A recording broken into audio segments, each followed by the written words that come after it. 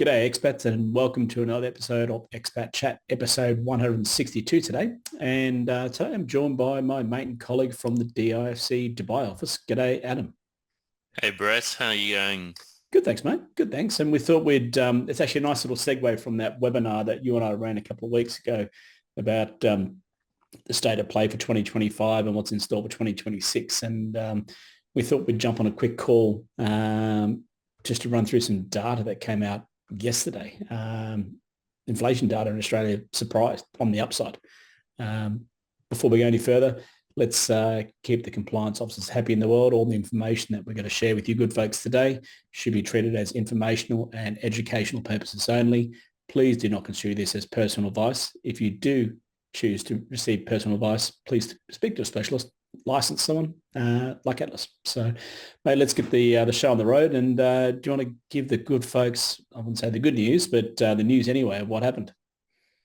Yeah, so Australia's inflation rate seems to be a little bit sticky, has been rising back up. So figures came in at 3.8%, which was an increase from 3.6 in September. Back in June, it was 2.1%. So we are seeing a trend here of a slow increase back of inflation. Now, not saying it's back in 2022, 2023 problems of that inflation spike, but it is worth noting that it is ticking back up and maybe is a bit stickier.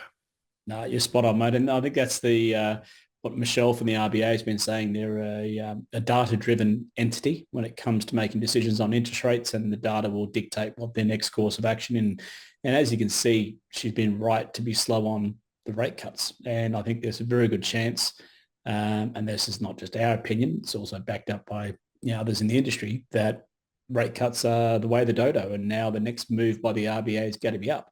So much so, I think, was it UBS called a May rate rise, and then maybe another one in later next year. So it's going to be one of those situations, I think, that people who have relied upon a rate cut, whether it's for cost of living, improvements, or as an investment thesis, need to reshape that view in 2026, because I think what we saw from those numbers this week pretty much put a nail in the coffin of any further rate cuts. Yeah, definitely. And looking at it just below the headline figure, so largest contributor was the housing sector, price growth of 5.9%, and this was driven by higher electricity, rents, new dwellings. So electricity, for example, surged 37.1% in October, which is an outstanding figure. Look, it is, but I think Albanese and old Jimmy Chalmers were kidding themselves when in the budget previously they put on a subsidy to soften the blow for the cost of living. That thing always has a shelf life. It always has a limit. And guess what? The subsidy finished. Surprise, surprise, bang, numbers go up. So I don't think anyone should be surprised by that spike in numbers, because to me, you can only kick the can in the road so far. And I think Albo and Jimmy were hoping to have the whole cost of living sort of side sorted. But what they don't realise, and I think they don't realise, but maybe they do, but they just don't care, is that they're actually the root cause of the inflation. A lot of this inflation is being driven by government spending.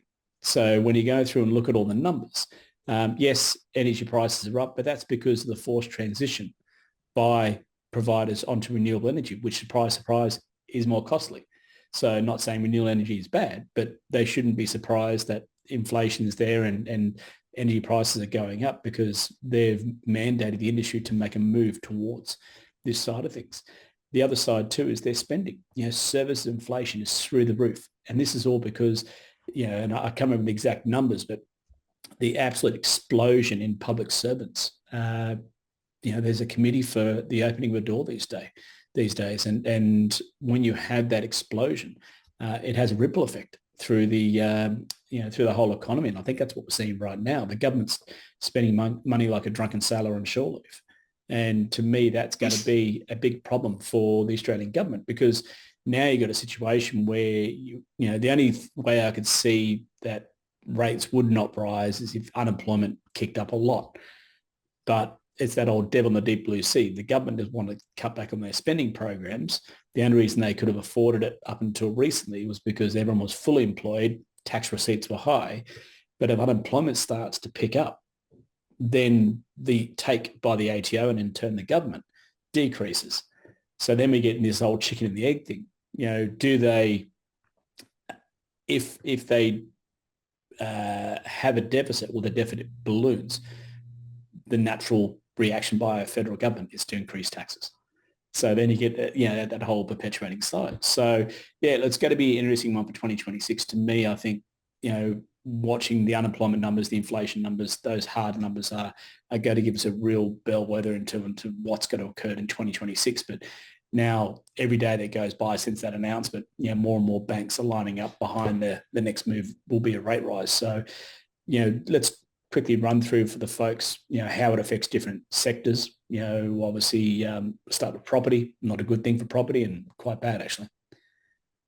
Yeah, for sure. And look, there's only one more meeting this year, which is December 8th and 9th. The RBA meet to discuss rate policy. And look, I'm not saying that they're going to increase, that it's more likely that they'll hold and just ride it out. They do not meet in January. Their government employees do get a month off for meetings. So probably more of a hold on this meeting coming up. In terms of, rate rises, if in terms of the property sector, increased cost of debt, technically puts pressure on people affording interest payments to the banks, etc., which means, there's less demand for properties because people's loans get higher, cut out of the market, etc. We did see that in, 2022, 2023 with, some people trying to offload properties because they couldn't afford it anymore. And also too, I think people's borrowing power, people who are new to the market, decreases as well. So, I can't remember the exact numbers, but I think for every 25 basis points of change in the official cash rate, translates into, hundreds of thousands of dollars. So what you could afford previously at a mil, now the bank's only giving you 750. That's not based on current rates. That's if rates do rise. But it just shows that there could be some pretty big headwinds heading towards the property sector.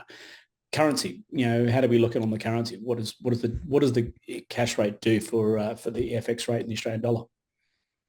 Yeah, so essentially, if your interest or cash rate is higher with reserve banks or Fed in the US, that means your currency is more valuable because foreign investors can earn a higher interest rate on what they can earn, pretty much. So it does strengthen the currency, which has been, let's say, tepid throughout 2025.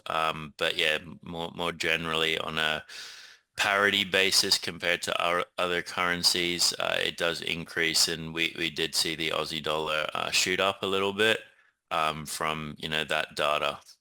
Definitely, and I think that's the that interest rate differential that investors always are trying to trade off. Where they get the best yield, and obviously, if we do see any stabilisation in the commodity prices, that would actually support the Australian dollar as well too. So for expats out there looking to transfer money over the next 12 months, just be mindful of that.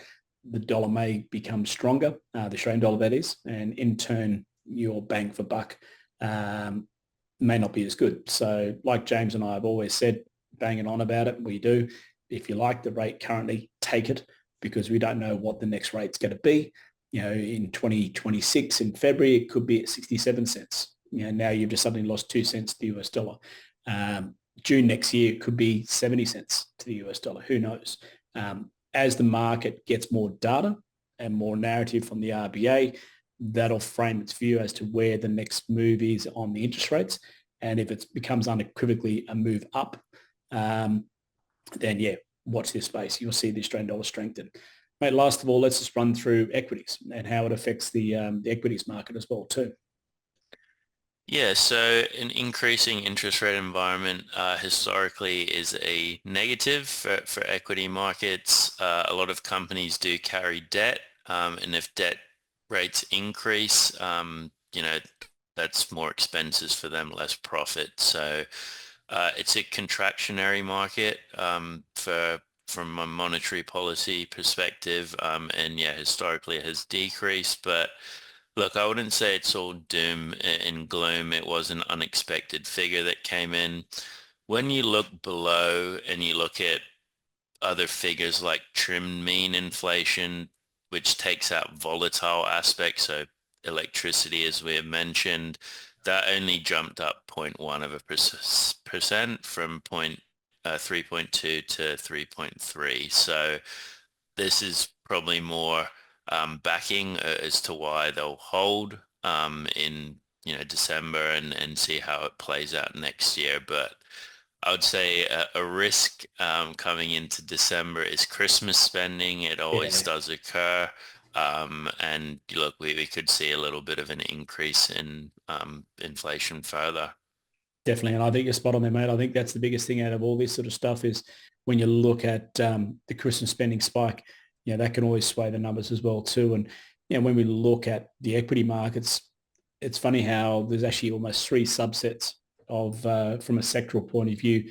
There's one sector that actually benefits from falling interest rates. They're the more highly geared sectors like your infrastructure funds and those sort of things.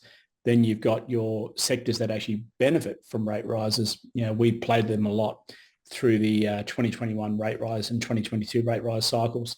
And then in the middle, you've got the companies that don't really get affected at all by interest rates. They're the companies with incredibly low gearing.